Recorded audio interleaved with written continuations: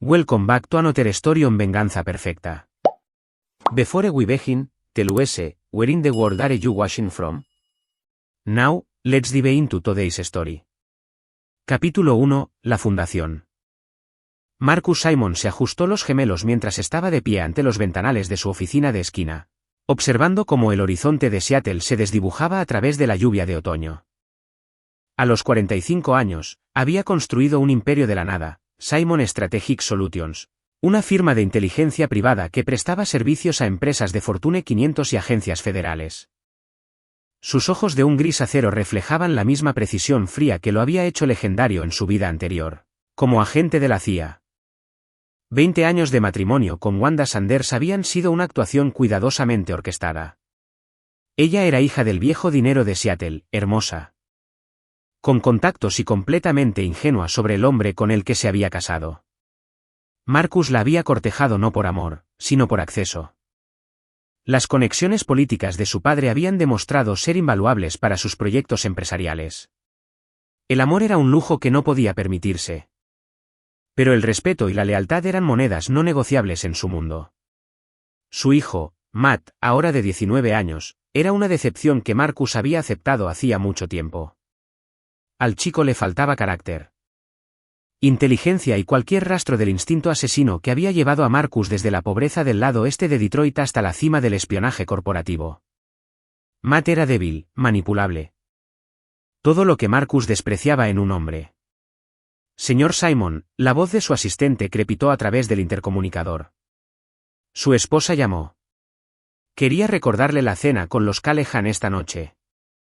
La mandíbula de Marcus se tensó casi imperceptiblemente. Gavin Callahan, el viejo amigo de la Universidad de Wanda que había regresado recientemente a Seattle tras su divorcio. Un arquitecto con un fondo fiduciario que nunca había ganado nada en su vida, nunca había luchado por nada, nunca había sangrado por sus victorias. El tipo de hombre que hacía que a Marcus se le erizara la piel con su blanda arrogancia. «Cancélala», dijo Marcus. Su voz con el mismo tono ártico que una vez había hecho que agentes enemigos confesaran sus secretos. Dile que surgió algo urgente. Pero Marcus sabía exactamente qué era lo urgente. Durante 3 meses, había estado monitoreando cada comunicación electrónica en su hogar a través de un software que su compañía había desarrollado para operaciones de contrainteligencia. Cada llamada telefónica, cada mensaje de texto, cada correo electrónico había sido grabado, analizado y almacenado en servidores encriptados. Sabía de las reuniones vespertinas en el Hotel Fairmont Olympic. Sabía del teléfono desechable que Wanda creía haber escondido en su bolsa de pilates. Sabía de las deudas de Gavin, su hábito de cocaína, su historial de seducir a mujeres casadas. Y lo más importante, sabía que creían ser más listos que él. Marcus abrió su portátil y accedió a un archivo etiquetado como Protocolo de Contingencia 7. Dentro había perfiles psicológicos detallados, registros financieros, registros de comunicación y una cronología que se remontaba a 90 días. En la parte inferior había un único botón rojo con la etiqueta de ejecutar. Su teléfono vibró, un mensaje de texto de Matt. «Papá, ¿cuándo vienes a casa? Mamá está actuando rara otra vez». Marcus estudió el mensaje durante un largo momento y luego lo borró sin responder. Matt aprendería pronto que elegir un bando tenía consecuencias. En el mundo de Marcus, no había partes neutrales, solo aliados y enemigos. Cerró el portátil y cogió su abrigo. Esta noche interpretaría el papel del marido desprevenido una última vez. Mañana comenzaría a desmantelar sus vidas pieza por pieza con la misma precisión metódica que una vez usó para derrocar gobiernos extranjeros. La lluvia había cesado. Pero Marcus podía sentir que se avecinaba la tormenta. Capítulo 2, El descubrimiento. La cena en casa de los Callahan fue exactamente lo que Marcus había esperado. Una reunión de la élite pseudo-intelectual de Seattle, discutiendo arte que no entendían y causas por las que nunca se sacrificarían. Gavin Callahan se movía por su casa modernista como un pavo real. Todo encanto y gestos vacíos, su mano deteniéndose demasiado tiempo en la parte baja de la espalda de Wanda cuando creía que nadie miraba. Marcus los observaba con el interés desapegado de un científico observando ratas de laboratorio. Las pupilas de Wanda estaban ligeramente dilatadas, excitación nerviosa. Gavin no dejaba de mirar su teléfono, con los dedos temblando casi imperceptiblemente. Estaban planeando algo para esta noche. Marcus, estás callado, dijo Gavin, acercándose con 2 copas de vino. Wanda me dice que el negocio va viento en popa. Siempre lo está cuando la gente tiene secretos que ocultar, respondió Marcus, aceptando la copa pero sin beber. Es increíble cuántos esqueletos acumula la gente, pensando que nadie mirará nunca en sus armarios. La sonrisa de Gavin flaqueó por una fracción de segundo. Lo suficiente para que Marcus catalogara la microexpresión, miedo, culpa. El hombre prácticamente estaba confesando. Bueno, brindemos por mantener algo de misterio en la vida, dijo Gavin, levantando su copa. Por la transparencia, replicó Marcus, sin apartar la vista del rostro de Gavin. Encuentro que la honestidad es mucho más sostenible. La velada transcurrió con una previsibilidad agonizante. Wanda ponía excusas sobre dolores de cabeza y la necesidad de tomar aire. Gavin desaparecía para atender una llamada de negocios. Se creían sofisticados, pero Marcus había visto actuaciones de aficionados por parte de espías enemigos que terminaron en tumbas sin nombre. A las 11 de la noche, Marcus anunció que se iban. Wanda protestó débilmente, se lo estaba pasando muy bien, pero el tono de Marcus no admitía discusión. En el coche, ella estaba inusualmente callada. Mirando por la ventana con la ansiosa culpabilidad de alguien que planea una traición. Tengo que volar a DC mañana, dijo Marcus mientras entraban en el camino de entrada de su casa. Consulta de emergencia con Seguridad Nacional. Estaré fuera 3 días. El alivio de Wanda fue palpable. Por supuesto, cariño. Encárgate de lo que tengas que encargarte. Marcus se fue a la cama esa noche sabiendo que sería la última vez que dormiría en la misma casa que su esposa. A las 3 de la madrugada, se levantó en silencio y activó el sistema de vigilancia avanzado que había instalado en toda su casa 6 meses antes. Cada habitación, cada ángulo, cada conversación susurrada sería grabada en resolución 4K con equipo de audio de grado militar. A la mañana siguiente, besó a Wanda para despedirse en el aeropuerto. Subió a su jet privado y voló no a Washington, sino a una instalación segura en Vancouver, donde se llevaban a cabo sus operaciones más sensibles. Desde allí, vería desarrollarse en tiempo real la traición final de su esposa. Tardó exactamente 4 horas después de su partida para que Gavin llegara a la residencia Simon. Marcus observó a través de transmisiones encriptadas cómo su esposa de 20 años daba la bienvenida a su amante en su dormitorio, la misma cama donde había prometido amarlo, honrarlo y apreciarlo hasta la muerte. Las imágenes eran nítidas, el audio prístino. Cada gemido, cada caricia susurrada. Cada promesa que hicieron sobre su futuro juntos después de deshacerse de Marcus. Hablaron de su póliza de seguro de vida. De cómo las muertes accidentales les ocurrían a hombres en profesiones peligrosas. Pero el clavo final en su ataúd provino de una fuente inesperada, Matt. Marcus vio a su hijo llegar temprano de la universidad, escuchar las voces en el piso de arriba y, en lugar de confrontarlos o llamar a su padre, el chico simplemente sacó su teléfono y comenzó a filmar a través de la puerta entreabierta del dormitorio. No para proteger a su padre, sino para chantajear a su madre. Esto vale al menos $100.000, se susurró Matt a sí mismo, revisando la grabación. Quizás más si lo juego bien. Marcus cerró el portátil y se reclinó en su silla. Su esposa era una traidora. Su hijo era un parásito.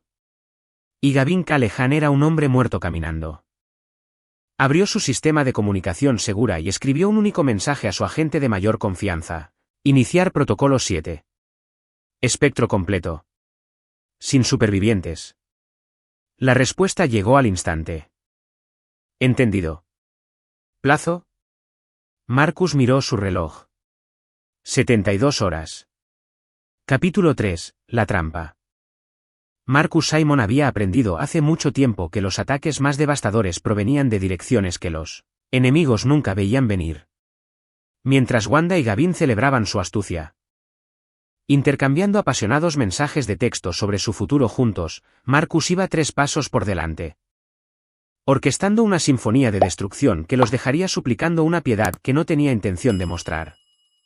Desde su instalación segura en Vancouver, Marcus activó una red de activos que había cultivado durante 2 décadas en el negocio de la inteligencia, jueces corruptos que le debían favores, agentes federales en su nómina, fiscales que habían construido carreras con información que él había proporcionado y contactos internacionales en lugares donde la gente desaparecía sin que se hicieran preguntas. Su primera llamada fue a Bernie Wolf, un excriptógrafo de la NSA que ahora trabajaba exclusivamente para las operaciones más sensibles de Marcus.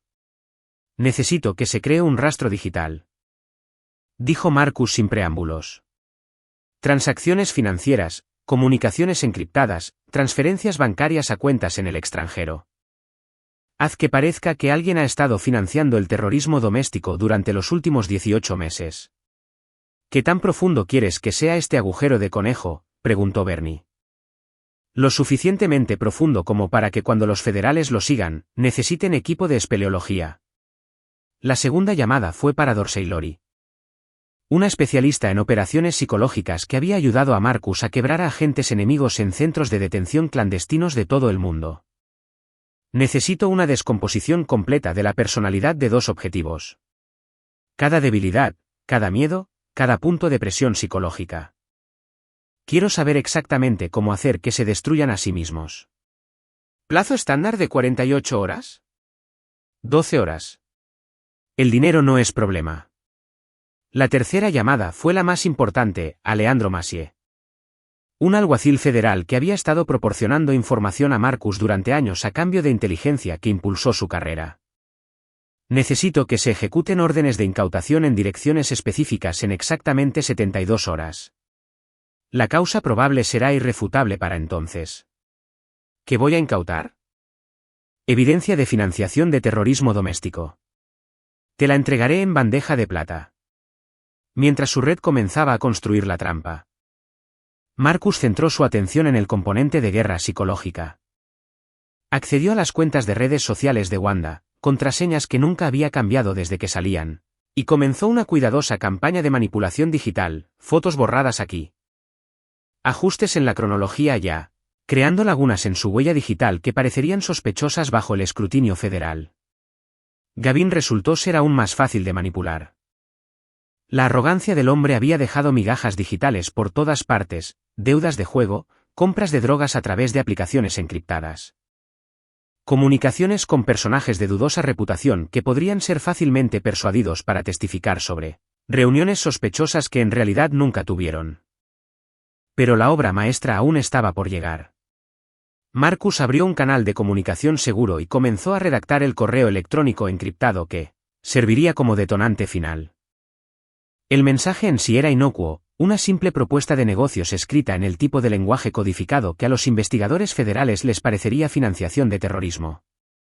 Pero enterrada en los metadatos había una firma digital que se rastrearía hasta cuentas que Gavin y Wanda ni siquiera sabían que existían. Su teléfono sonó. Número desconocido. Pero Marcus reconoció el patrón. Una llamada enrutada a través de 7 países diferentes para ocultar su origen. Señor Simon, la voz estaba distorsionada electrónicamente. Soy Stacey Donovan. Solicitó información sobre comunicaciones recientes entre su esposa y su hijo. Marcus se inclinó hacia adelante. Stacey era una de sus mejores corredoras de información. Una ex-analista de la CIA especializada en vigilancia doméstica. ¿Qué encontraste? Su hijo contactó a su esposa hace 6 horas. Están planeando acelerar su cronograma. Según los mensajes de texto interceptados, quieren que se ocupe de usted antes de que sospeche. Se han puesto en contacto con gente muy desagradable. Marcus sintió que algo frío se instalaba en su pecho. No era miedo. Hacía años que había superado emociones tan básicas. Esto era algo más oscuro, más primario. El reconocimiento de que su propia sangre había elegido ser su enemigo. Envíamelo todo, dijo. Ya está encriptado y esperando en su Dropbox seguro. Pero Marcus, no están hablando con aficionados. Están discutiendo un golpe profesional. Marcus terminó la llamada y se sentó en silencio durante varios minutos. Había esperado la traición de Wanda y Gavin. Eso era simplemente debilidad y codicia.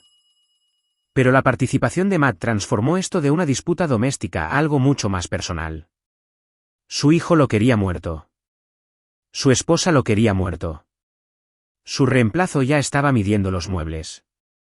Marcus abrió su portátil e hizo una última llamada, esta vez a Víctor O'Brien, su ejecutor de mayor confianza. Un hombre que le había ayudado a eliminar problemas en países que no aparecían en ningún mapa. Víctor, necesito que entiendas algo muy claramente, dijo Marcus cuando el hombre respondió. Lo que estoy a punto de poner en marcha no es un negocio. Es personal. Cuando esto termine, quiero que entiendan exactamente lo que sucede cuando alguien intenta matar a Marcus Simon.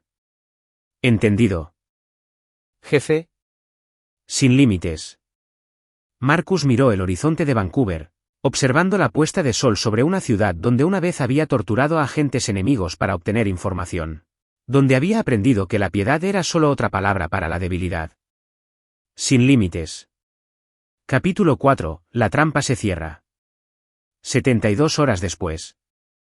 Marcus Simon estaba sentado en la sala de embarque del aeropuerto SeaTac, observando su teléfono con la paciencia de un depredador que espera a que su presa entre en el rango de ataque. Su vuelo de regreso a Seattle se había retrasado exactamente 47 minutos.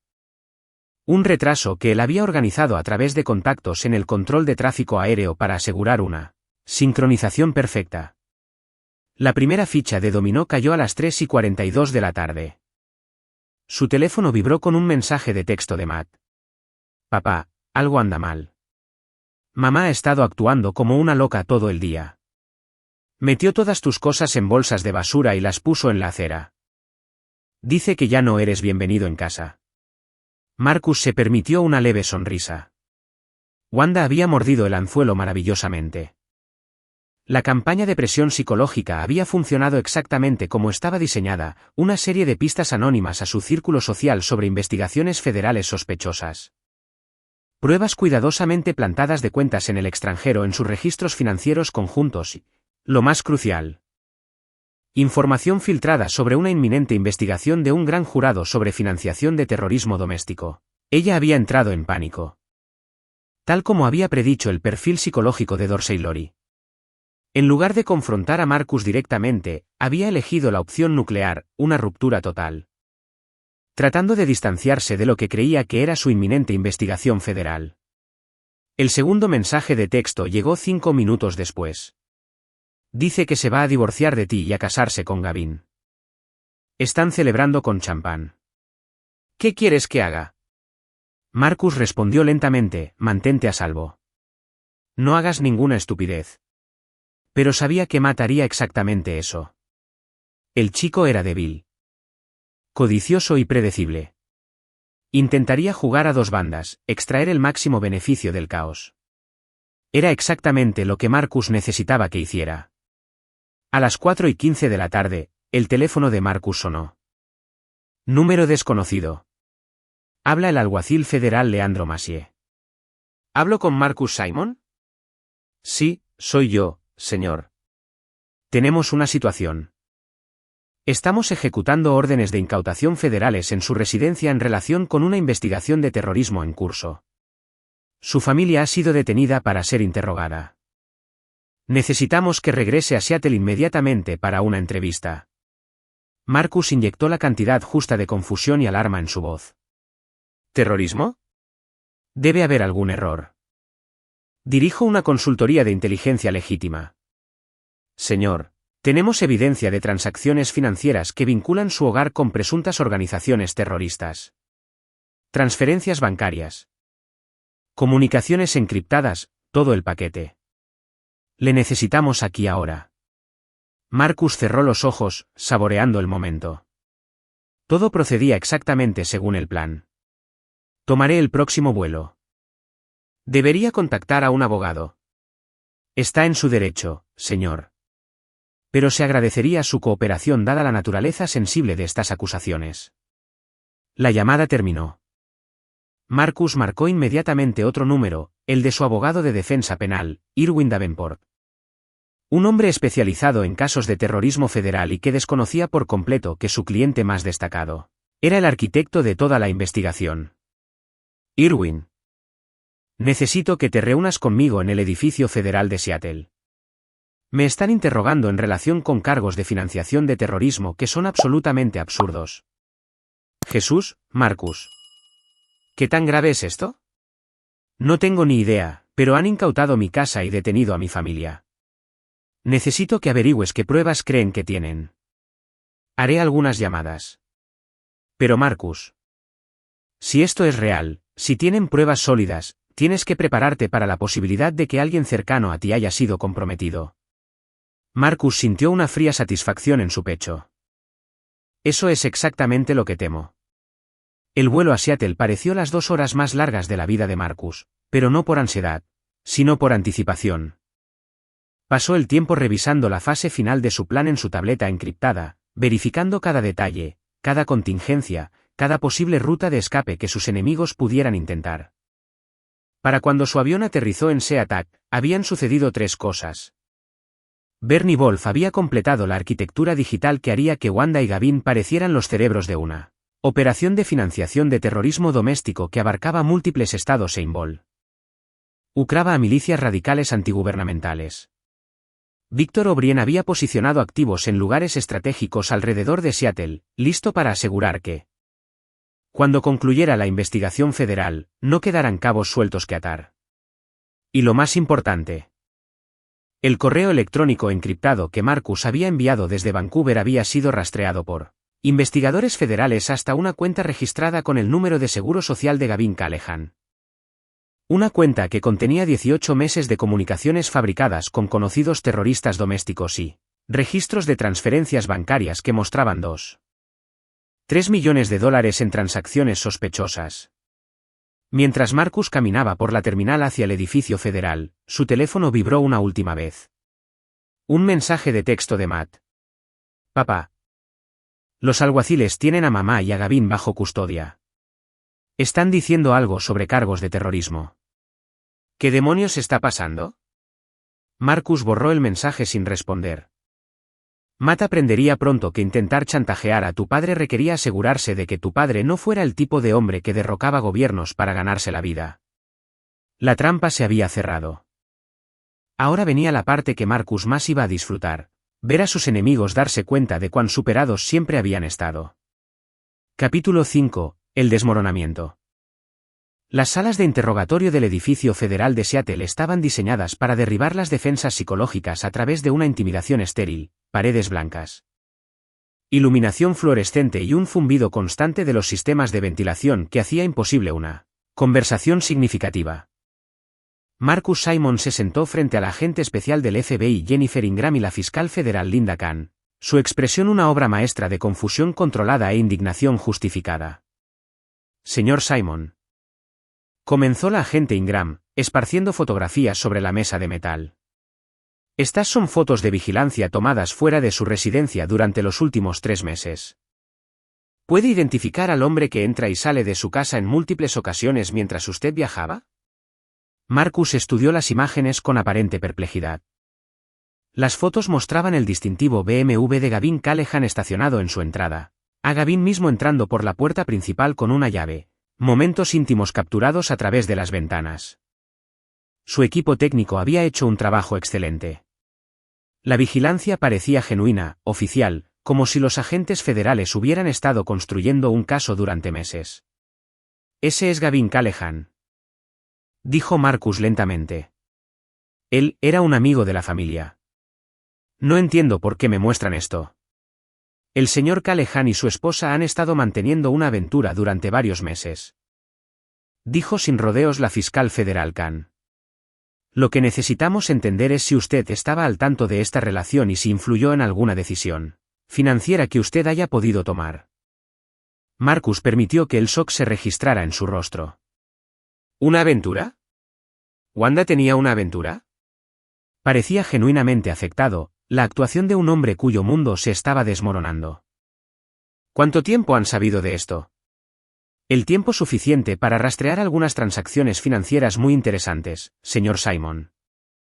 Transacciones que sugieren que alguien en su hogar ha estado canalizando dinero a organizaciones terroristas domésticas. La agente Ingram abrió una carpeta gruesa y comenzó a mostrar extractos bancarios, registros de transferencias bancarias y registros de comunicaciones encriptadas. Cada documento había sido meticulosamente elaborado por Bernie Wolf para contar una historia que destruiría a Wanda y Gavin mientras dejaba a Marcus como una víctima. Estas transferencias, continuó, señalando las entradas resaltadas, se originaron en cuentas vinculadas al número de seguro social de su esposa. Los destinatarios son asociados conocidos de grupos de milicias antigubernamentales en Montana, Idaho y el este de Washington. Estamos hablando de $2.3 millones en 18 meses. Marcus estudió los documentos con la atención concentrada de un hombre que ve pruebas devastadoras por primera vez. En realidad, él había aprobado cada partida personalmente. Esto es imposible, dijo finalmente. Wanda no tiene acceso a esa cantidad de dinero. Estas cuentas, nunca las he visto antes. Su esposa tuvo ayuda, señor Simon. Alguien con conocimientos sofisticados de sistemas financieros y protocolos de encriptación. Alguien que podía mover dinero a través de canales internacionales sin activar las alertas bancarias estándar. La implicación flotaba en el aire como gas venenoso. Sugerían que Gavin tenía la pericia técnica para diseñar la conspiración financiera mientras Wanda proporcionaba acceso a los recursos familiares. Era exactamente la narrativa que Marcus había construido. ¿Dónde están ahora?, preguntó Marcus. Están mi esposa y este hombre con el que ha estado saliendo. Bajo custodia federal, respondió la fiscal Khan. Ambos han solicitado abogados. Ninguno está cooperando con la investigación. De hecho, afirman que las pruebas son fabricadas, que alguien los está incriminando. Marcus sintió un cálido resplandor de satisfacción, pero mantuvo su expresión neutral. ¿Podrían tener razón? ¿Podría alguien estar tendiéndoles una trampa? La agente Ingram se inclinó hacia adelante. Señor Simon, ¿quién tiene acceso a su información financiera? ¿Quién conoce el número de seguro social de su esposa, sus datos bancarios? ¿Su información personal? La pregunta estaba perfectamente cargada. Marcus pareció considerarla seriamente antes de que su rostro palideciera. Mi hijo, susurró. Matt tiene acceso a todo. Nunca cambiamos las contraseñas después de que cumplió 18 años. Nunca restringimos su acceso a las cuentas familiares. Él. Oh, Dios. Ha estado en casa desde la universidad todos los fines de semana durante meses. Fue una obra maestra de la distracción. Marcus acababa de entregarles un tercer conspirador, su propio hijo. Mientras se posicionaba como el patriarca familiar cuya confianza había sido sistemáticamente traicionada por todos a quienes había amado. La agente Ingram y la fiscal Khan intercambiaron miradas. Este era exactamente el tipo de disfunción familiar que hacía que los casos de terrorismo doméstico fueran tan atractivos para los fiscales, una esposa infiel, su amante y un hijo codicioso conspirando para robarle al padre mientras financiaban a extremistas peligrosos. Señor Simon, dijo Khan con cuidado. Vamos a necesitar que revise estos registros financieros en detalle. Cualquier cosa que parezca sospechosa, cualquier transacción que no haya autorizado, cualquier acceso a cuentas que no haya aprobado, necesitamos saberlo. Marcus asintió con entusiasmo, interpretando el papel de la víctima cooperativa. Por supuesto, cualquier cosa que necesiten. Yo solo, no puedo creer que mi propia familia me hiciera esto. Mientras la entrevista continuaba, el teléfono de Marcus vibraba con creciente frecuencia, mensajes de texto de colegas, amigos y familiares que se habían enterado de la investigación federal. La noticia del arresto ya se estaba filtrando a los medios locales. La esposa y el amante de un empresario de Seattle acusados en un plan de financiación de terrorismo doméstico. El mensaje más importante provino de Víctor O'Brien, fase 2 completada. Todos los activos en posición, esperando autorización final. Marcus miró su teléfono y respondió, ejecutar fase 3. Sin testigos. La respuesta fue inmediata. Entendido. Cuando Marcus salió del edificio federal 3 horas después, flanqueado por su abogado, Irwin Davenport, y seguido por una jauría de periodistas agresivos, sabía que Wanda, Gavin y Matt enfrentaban cargos federales por terrorismo que los pondrían en prisión por el resto de sus vidas. Pero la prisión era demasiado misericordiosa para quienes intentaron matarlo. La fase 3 se aseguraría de que nunca tuvieran la oportunidad de explicarse ante un jurado. Capítulo 6. Convergencia Federal. El centro de detención del condado de King parecía una tumba a las 2:12 de la noche, con luces fluorescentes proyectando duras sombras sobre paredes de hormigón mientras Wanda Simon se sentaba en su celda, mirando sus manos que no dejaban de temblar. 48 horas bajo custodia federal habían despojado 20 años de una fachada social cuidadosamente mantenida, revelando el núcleo aterrorizado de una mujer que nunca había enfrentado consecuencias reales por sus acciones. 3 puertas más allá. Gavin Callahan caminaba de un lado a otro en su propia celda como un animal enjaulado, su mente de arquitecto tratando de construir algún marco lógico para la pesadilla que lo envolvía. Los agentes federales habían presentado pruebas tan abrumadoras, tan detalladas, que sus protestas de inocencia sonaban huecas incluso para él mismo. Y 2 pisos más arriba. En el ala de detención juvenil, Matt Simon se sentaba con las piernas cruzadas en su estrecha litera, comprendiendo finalmente que sus intentos de jugar a 2 bandas lo habían colocado en medio de una investigación federal por terrorismo. El teléfono que había usado para grabar la aventura de su madre había sido confiscado como prueba, junto con todos los dispositivos electrónicos que había poseído en los últimos 2 años. Ninguno de ellos entendía que eran piezas en un tablero de ajedrez controlado por un gran maestro que llevaba meses planeando este final de partida. Marcus Simon estaba en la sala de observación del edificio federal, observando a través de un cristal unidireccional cómo los interrogadores del FBI trabajaban con su hijo. La agente Jennifer Ingram se sentó frente a Matt, una gruesa carpeta de pruebas extendida entre ellos como una acusación. Matt. Estos registros financieros muestran transferencias desde cuentas vinculadas al número de seguro social de tu madre a conocidas organizaciones terroristas domésticas. Pero los códigos de autorización se rastrean hasta tus dispositivos personales. La voz de Matt se quebró al responder, no sé nada de organizaciones terroristas. Solo estaba intentando sacarle dinero a mamá. Descubrí lo de la aventura y pensé que podría chantajearla. ¿Entonces admites intento de extorsión? No era extorsión.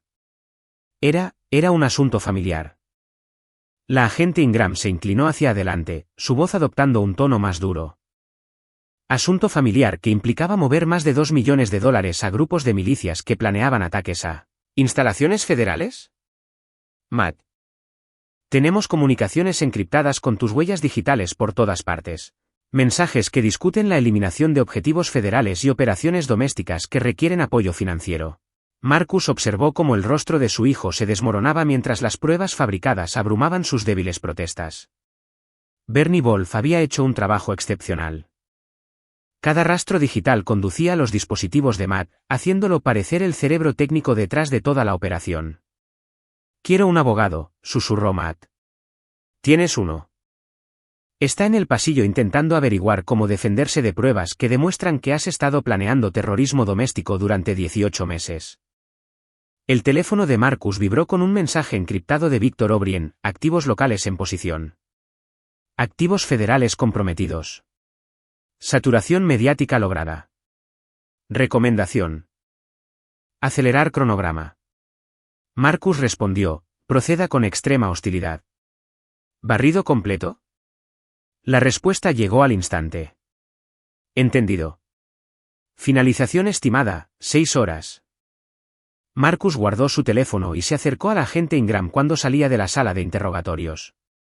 ¿Cómo está manejando la presión? Como un niño que está metido en un lío que lo supera. Respondió ella. Pero las pruebas son sólidas.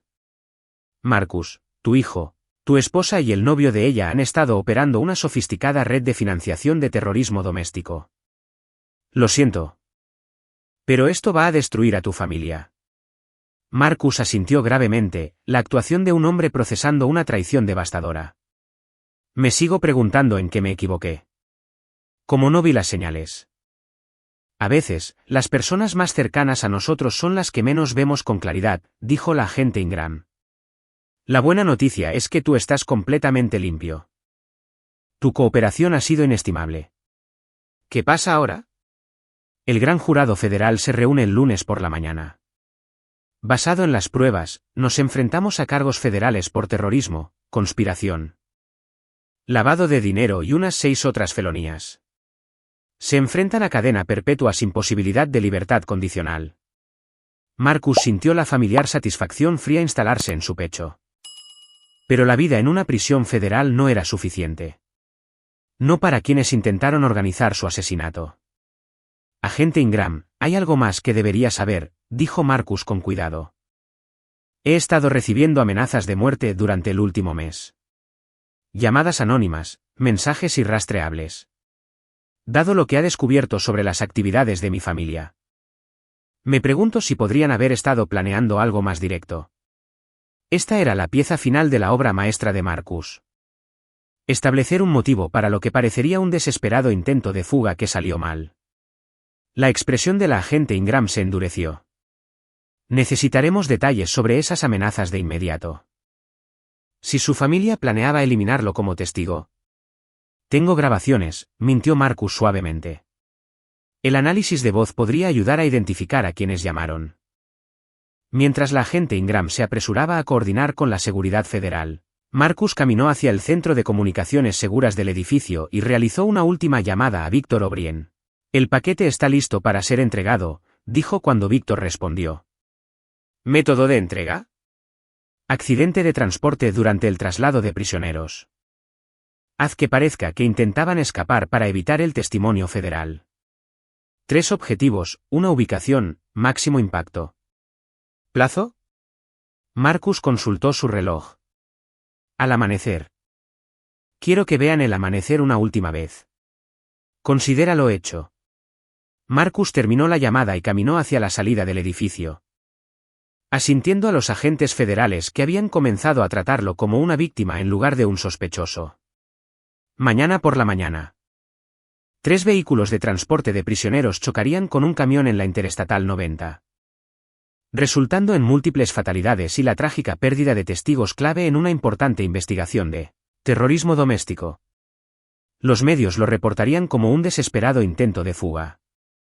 El gobierno federal cerraría discretamente el caso por falta de testigos vivos, y Marcus Simon emergería como el viudo y padre afligido que lo había perdido todo por el terrorismo doméstico.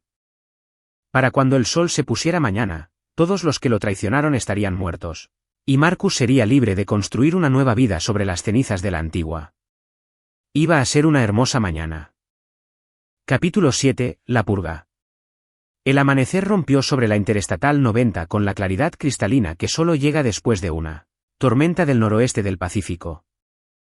Proyectando largas sombras sobre el asfalto mojado mientras 3 vehículos de transporte de prisioneros federales se movían en convoy hacia el Palacio de Justicia del Condado de King.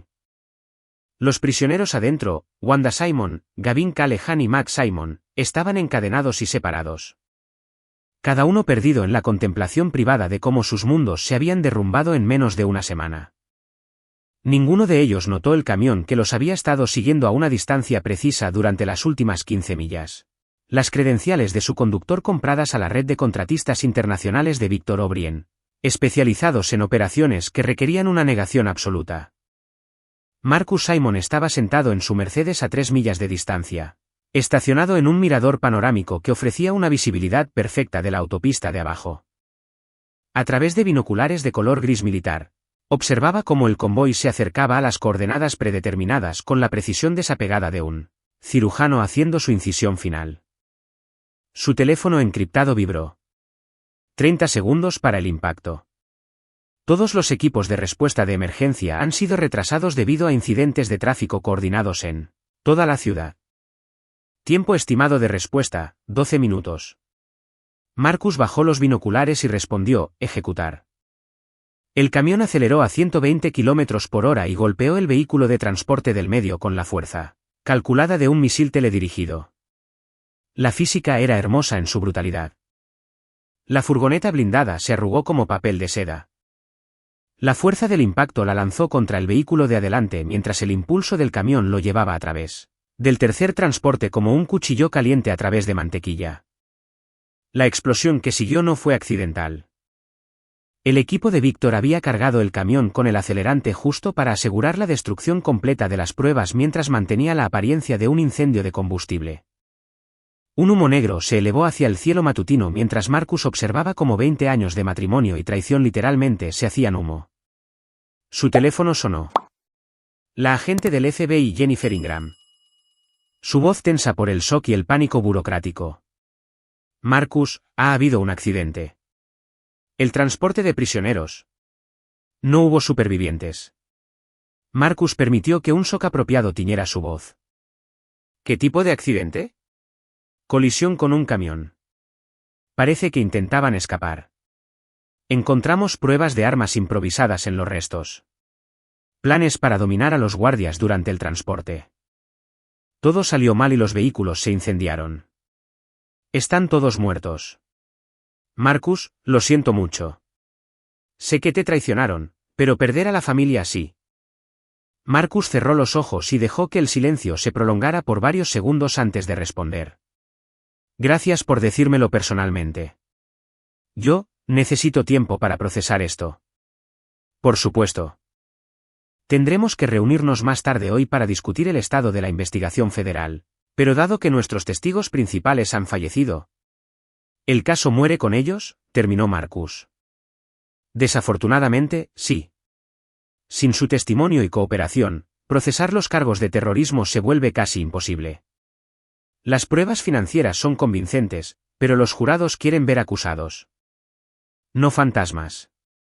Marcus terminó la llamada y se sentó en silencio durante varios minutos, observando cómo los vehículos de emergencia finalmente llegaban a la escena de abajo. Los camiones de bomberos rociaban agua sobre el metal en llamas mientras los paramédicos realizaban el ritual inútil de buscar supervivientes en restos que parecían arte abstracto. Su segundo teléfono, el conectado a sus operaciones comerciales legítimas, comenzó a sonar de inmediato. La noticia del accidente ya se estaba extendiendo por los círculos sociales de élite de Seattle, colegas ofreciendo condolencias, amigos expresando conmoción. Socios comerciales preguntándose cómo el escándalo podría afectar a Simon Strategic Solutions.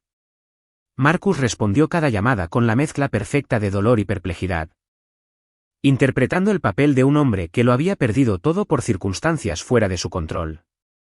Fue particularmente efectivo con Isabelle Ecla, la amiga más cercana de Wanda, quien llamó sollozando sobre la pobre Wanda metida en algo tan terrible.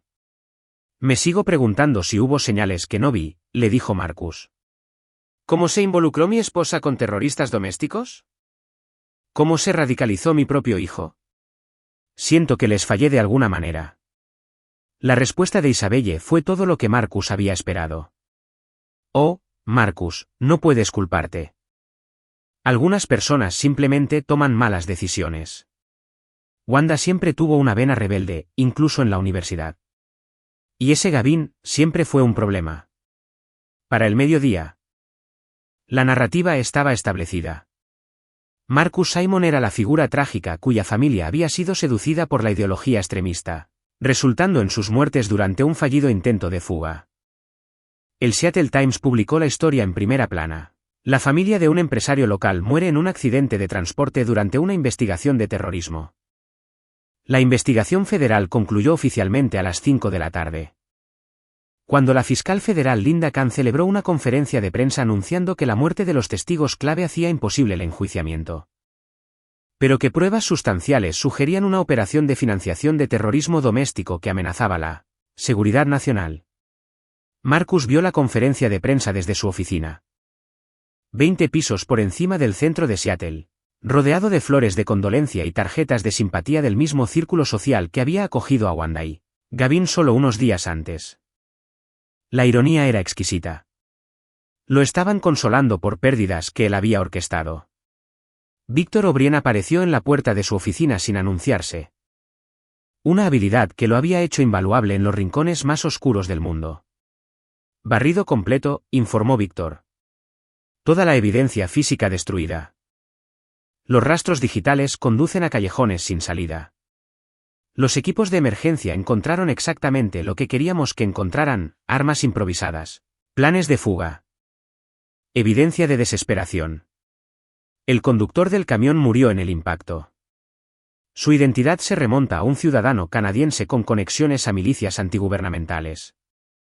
La coartada perfecta para explicar por qué habría ayudado a escapar a terroristas domésticos. Marcus asintió y se volvió hacia la ventana. Observando cómo las luces nocturnas de Seattle comenzaban a brillar sobre la bahía de Elliot. Abajo, la ciudad continuaba su ritmo normal. Sin saber que 3 personas habían sido sistemáticamente destruidas por un hombre cuya reputación permanecía impoluta. ¿Qué sigue ahora?, preguntó Víctor. Marcus consideró la pregunta. Su esposa estaba muerta. Su hijo estaba muerto. El hombre que intentó robarle la vida estaba muerto. La investigación federal que podría haber expuesto sus operaciones estaba cerrada. Era libre de reconstruir su vida exactamente como eligiera, sin interferencias de personas que habían confundido su paciencia con debilidad. Ahora esperamos, dijo Marcus finalmente. Dejamos que la simpatía se apague. Dejamos que los medios pasen a otras historias. En 6 meses, reubicaré discretamente Simon Strategic Solutions a otra ciudad. Quizás Denver, quizás Austin. Algún lugar donde nadie conozca la historia. ¿Y si alguien hace preguntas más tarde? Periodistas de investigación, auditores federales, cualquiera que quiera reabrir el caso. Marcus se apartó de la ventana, sus ojos de un gris acero reflejando las luces de la ciudad como estrellas en un cielo de invierno. Entonces les recordaremos por qué es peligroso desenterrar tumbas. Capítulo 8. Cenizas y consecuencias. 3 meses después del incidente de la Interestatal 90. Marcus Simon estaba en las habitaciones vacías de lo que había sido su hogar familiar durante 15 años. Observando a mudanceros profesionales cargar lo último de sus pertenencias en camiones sin distintivos. La casa en sí sería vendida a una empresa de gestión de propiedades especializada en bienes raíces difíciles. Hogares con historias trágicas que requerían una comercialización cuidadosa para superar la reticencia de los compradores. Cada superficie había sido limpiada profesionalmente.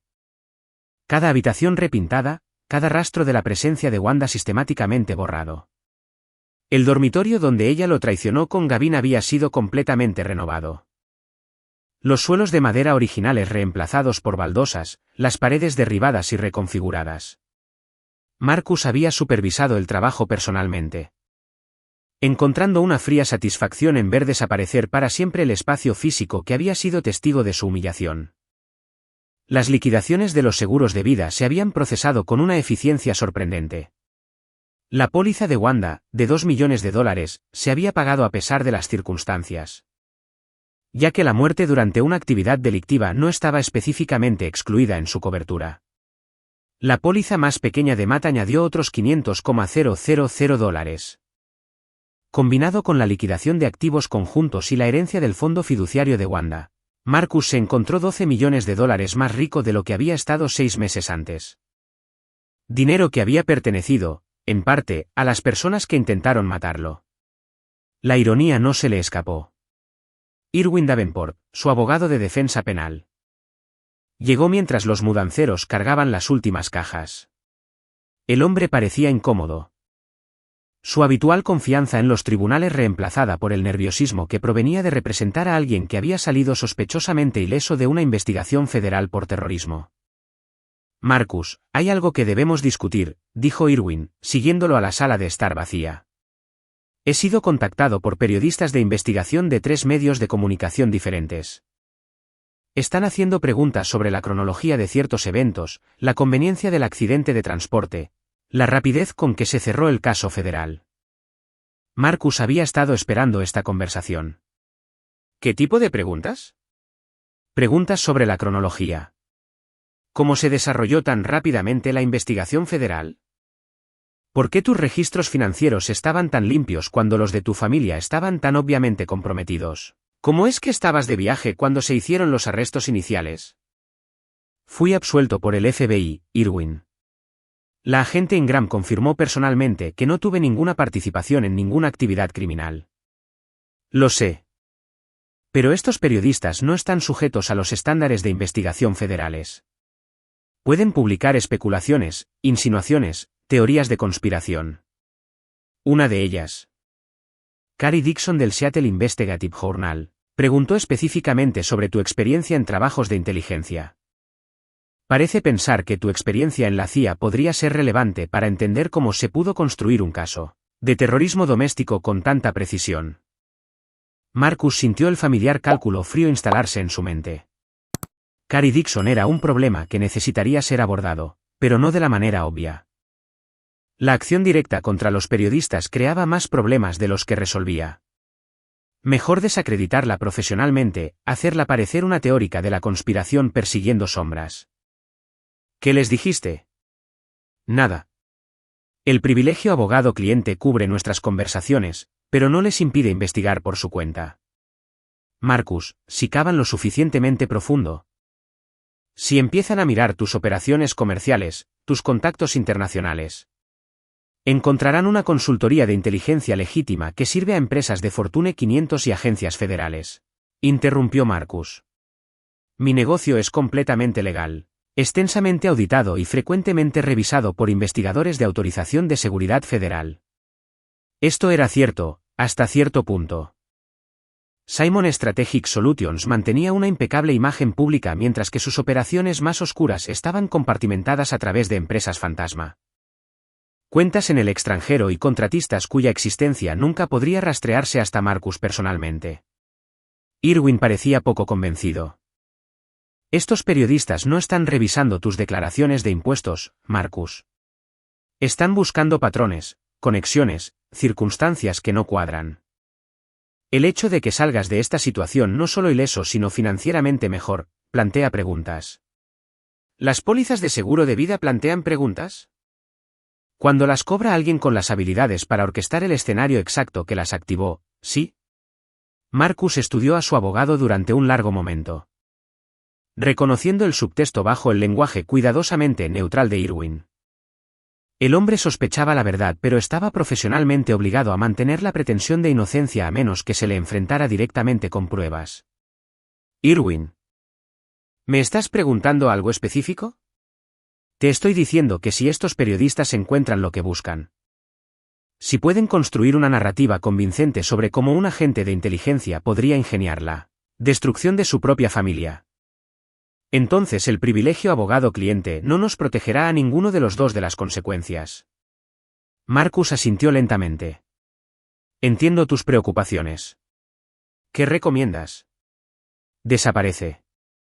Toma tu dinero, cambia tu identidad, reubícate en algún lugar donde estas preguntas no puedan seguirte. Puedo organizar la documentación legal. Ayudarte a establecer residencia en un país sin tratado de extradición, establecer estructuras financieras que te harían funcionalmente irrastreable. Era un excelente consejo de un hombre que había pasado su carrera ayudando a personas peligrosas a escapar de las consecuencias de sus acciones. Pero Marcus no tenía intención de vivir como un fugitivo de crímenes que había cometido con tal precisión que probarlos requeriría pruebas que ya no existían. Agradezco la oferta, Irwin. Pero tengo una solución mejor. ¿Cuál es? Estoy reubicando Simon Strategic Solutions a Austin, Texas.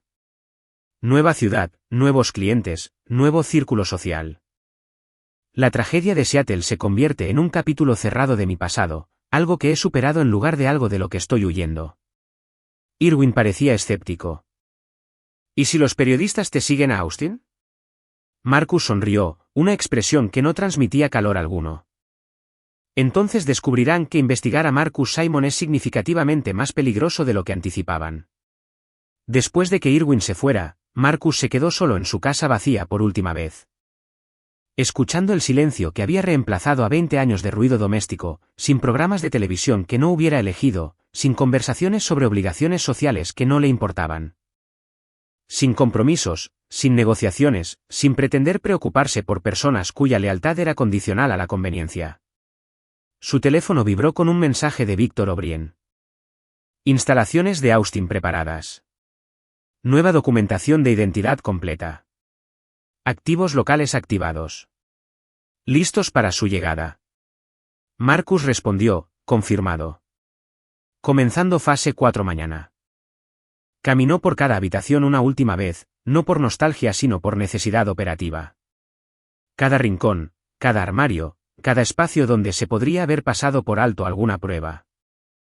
Cuando estuvo satisfecho de que no quedaba nada que lo conectara con la trágica historia de la casa, activó el sistema de seguridad por última vez y salió por la puerta principal.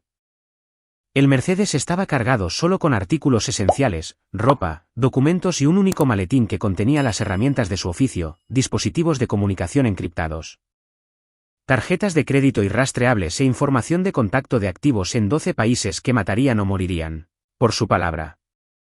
Mientras conducía a través del tráfico matutino de Seattle hacia Boeingfield, donde su jet privado esperaba para el vuelo a Austin, Marcus se permitió una última mirada a la ciudad donde construyó y destruyó una vida con igual precisión. Pronto, los periodistas de investigación descubrirían que ciertas preguntas eran más peligrosas que sus respuestas. Pronto, cualquiera que pensara que Marcus Simon era vulnerable porque había perdido a su familia aprendería cuán equivocados estaban. Los débiles estaban muertos. Los fuertes sobrevivieron. Y Marcus Simon era el depredador más fuerte en cualquier ecosistema que eligiera habitar. Capítulo 9. Nuevos cimientos. 6 meses después de llegar a Austin, Marcus Simon estaba sentado en la sala de conferencias ejecutiva de la nueva sede de Simon Strategic Solutions, una reluciente torre de 40 pisos en el corazón del distrito financiero del centro. La mudanza se había ejecutado con precisión militar, nuevos clientes, nuevos contratos, nuevas redes de influencia que se extendían desde Silicon Valley hasta Washington, D.C. La reputación de su compañía para resolver problemas de seguridad imposibles lo había precedido, y a las pocas semanas de abrir, SSS Austin manejaba proyectos clasificados para gigantes tecnológicos y agencias federales. El costo personal de su reubicación había sido exactamente cero. No había familia que extrañar, ni obligaciones sociales que mantener, ni apegos emocionales que complicaran sus cálculos. Por primera vez en 20 años, Marcus vivía exactamente como elegía. Una existencia diseñada con precisión y dedicada a la acumulación de poder y la eliminación de amenazas. El informe matutino fue presentado por Tabitha Woodward, su nueva jefa de operaciones, una ex criptoanalista de la NSA que se unió a SSS después de que su autorización de seguridad fuera revocada por una curiosidad excesiva sobre las operaciones de presupuesto negro de la agencia. Tabitha era brillante, despiadada y completamente leal a quien pagara su salario. Marcus apreciaba a los empleados que entendían que la moralidad era un lujo que no podía permitirse. 3 asuntos que requieren su atención, dijo Tabitha, extendiendo carpetas clasificadas sobre la mesa de conferencias. Primero, el contrato del Pentágono para protocolos de vigilancia de próxima generación ha sido aprobado. Autorización de presupuesto completo, alcance ilimitado, aplicaciones domésticas e internacionales. Marcus asintió. El contrato del Pentágono valía $40 millones en 3 años y le daría acceso a una infraestructura de vigilancia federal a la que ni siquiera la mayoría de las agencias de inteligencia podían acceder. Más importante aún, proporcionaría cobertura legal para operaciones que de otro modo podrían atraer atención no deseada. Segundo asunto, dijo. Hemos recibido una solicitud de un cliente privado para una consulta de seguridad personal. El cliente es Ronnie Herrera, multimillonario tecnológico, recientemente divorciado. Preocupado por posibles amenazas de la familia de su exesposa. Ofrece $15 millones por una protección integral. ¿Antecedentes de las amenazas? La familia de su exesposa tiene conexiones con el crimen organizado en México. Herrera sospecha que están planeando un secuestro o asesinato para acceder a sus activos. Quiere una solución permanente al problema. Marcus sintió la familiar satisfacción fría. Ronnie Herrera le ofrecía $15 millones para eliminar a las personas que amenazaban la seguridad de su cliente. Era exactamente el tipo de trabajo en el que Marcus sobresalía. Legalmente defendible, personalmente rentable y que requería todo el espectro de habilidades que había desarrollado durante 2 décadas, en operaciones de inteligencia. Acepte el contrato. Discreción total autorizada. Entendido. Tercer asunto. Tenemos una situación que requiere atención inmediata. Tabitha abrió la última carpeta, revelando fotografías de vigilancia de una mujer de unos 30 años, cabello castaño rojizo, atuendo profesional, llevando una cámara con un teleobjetivo. Marcus la reconoció de inmediato, Carrie Dixon. La periodista de investigación que había estado haciendo preguntas sobre el incidente de Seattle. Llegó a Austin hace 3 días, continuó Tabitha. Ha estado fotografiando nuestro edificio.